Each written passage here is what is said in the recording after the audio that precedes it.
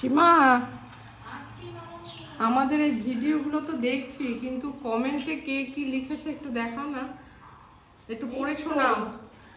এই যে মামনি, এই যে দেখো, কমেন্টে তো অনেকেই লিখেছে। সৃজিতা দি লিখেছে চিতল মাছের মুঠা, তারপরে ভর্তা, এগুলো করতে বলেছে। আবার অনেকে চিংড়ির মালাইকারিও করতে বলেছে। তাহলে মামনি কি করবে? তাহলে আজকে তো চিংড়ি মাছ ছিল, বাগদা চিংড়ি আমাদের। তাহলে চিংড়ি মাছের মালাইকারি করবে? হ্যাঁ, সেটাই তাহলে আজকে দেখাবো। চলো তাহলে চিংড়ি মাছের মালাইকারি করি। ঠিক আছে, আজকে তাহলে মালাইকারি হোক, বাগদা চিংড়ির মালাইকারি। চলো, আমাদের বৌমামনির হেসেলে আজকে বাগদা চিংড়ির মালাইকারি দেখাবো। চলো দুজনে মিলে করে ফেলি তাড়াতাড়ি করে। হ্যাঁ ঠিক আছে, চলো। আজকে আমাদের হেসেলে হচ্ছে বাগদা চিংড়ির মালাইকারি। এই মালাইকারি আপনারা সাধারণত খেয়ে থাকেন রেস্টুরেন্টে, সেখানে একটু মিষ্টি মিষ্টি হয়। হ্যাঁ, সেটা ঘটিদের আর কি মালাইকারিটা। আর আমরা একটু ঝাল ঝাল করে করব। বাঙালরা যেরকম একটু ঝাল খেতে ভালোবাসে, সেই রকম আর কি একটু ঝাল করেই করব। সেটা আপনারা আজকে দেখতে থাকুন কিভাবে আমরা করছি মালাইকারিটা। সেই মালাইকারি করতে আমাদের লাগছে অবভিয়াসলি বাগদা চিংড়ি। এখানে প্রায় 500 গ্রাম বাগদা চিংড়ি রয়েছে। আর নারকেলের দুধ লাগবে, আর লাগছে জিরে, সর্ষে, পোস্ত।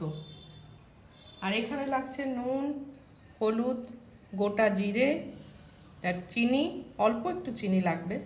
আর রঙের জন্য একটুখানি কাশ্মীরি লঙ্কার গুঁড়ো আর কাঁচা লঙ্কা লাগবে। আর ফোড়নের জন্য শুকনো লঙ্কা, তেজপাতা, গরম মশলা।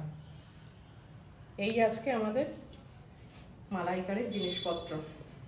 চলো, সব তো রেডি আছে, এবার চাপিয়ে দিই রান্না। হ্যাঁ চলো। চলো, মিক্সিং জারে 2 চামচ জিরে দিয়ে দিলাম, কটা কাঁচা লঙ্কা দিয়ে দিলাম 8-10টা, 2 চামচ সর্ষে দিলাম, 2 চামচ পোস্ত দিলাম। এটাকে মিহি একটা পেস্ট করে নিতে হবে সামান্য জল দিয়ে। এই চিংড়িগুলো আমরা ভালো করে বেছে নুন হলুদ মাখিয়ে রেখে দিয়েছিলাম। এবার এগুলো হালকা আছে ভাজবো। চিংড়িগুলোকে কড়াইতে দিয়ে দাও, দিয়ে অল্প করে ভাজবে, বেশি থেকে ভাজতে যাবে না।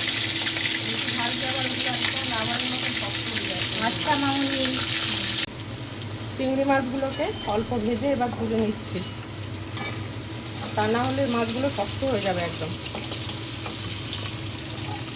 চিংড়ি মাছগুলো তো খুব সুন্দর লাগছে দেখতে এখন। হ্যাঁ, নুন হলুদ দিয়ে রেখেছিলাম, ওই জন্য রঙটা দারুণ এসছে। মামনি, তুমি রান্নাটা চাপিয়ে দাও, আমি তো মালাইকারি আচ্ছা। করিনি কখনো। ঠিক আছে ঠিক আছে, তুমি দেখতে থাকো। আচ্ছা তুমি করো, আমি দেখছি।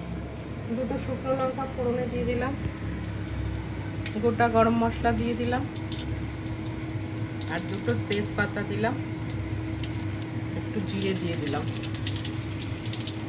এগুলো সুন্দর গন্ধ বেরোনোর পর এটার মধ্যে আমি পেস্ট করা মশলাটা দিয়ে দেবো। মিহি করে পেস্ট করে রাখা জিরে, সর্ষে, কাঁচা লঙ্কা আর পোস্ত, এটাকে এবার কড়াইতে দিয়ে দেব।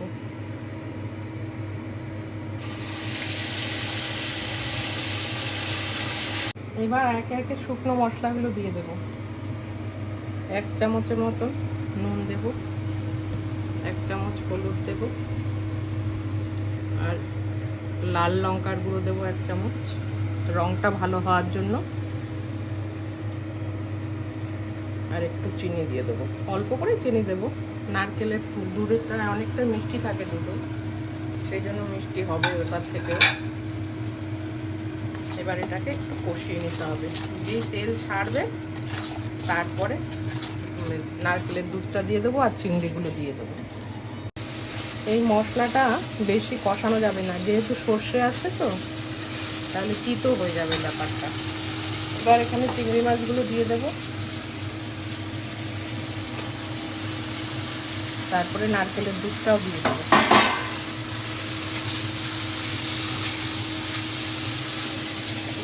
এবার নারকেলের দুধটা বের করে রেখেছিলাম, সেটাকে দিয়ে দেবো। অনেকটাই নারকেলের দুধ হয়েছে।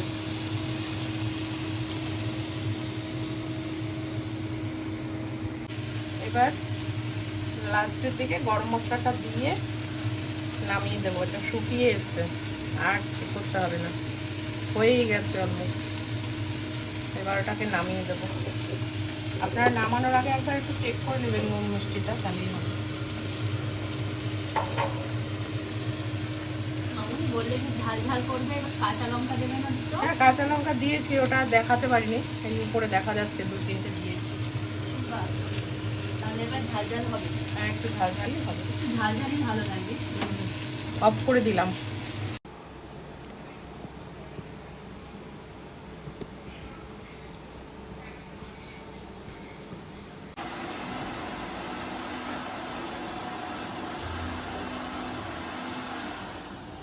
আজ আমাদের বৌমামনির হেসেলে তৈরি করেছি চিংড়ির মালাইকারি। জেনারেলি সবাই মিষ্টিই খায়, আমরা একটু ঝাল ঝাল পছন্দ করি বলে মামনি আমাদের জন্য ঝাল ঝাল চিংড়ির মালাইকারি করে দিল। আপনারাও তৈরি করবেন এইভাবে, দেখবেন খুবই টেস্টি হবে। আমি একটু টেস্ট করেছিলাম, বেশ ভালোই হয়েছে। আর কেমন হলো কমেন্টে জানাবেন, তাহলে আমরা খুব খুশি হব।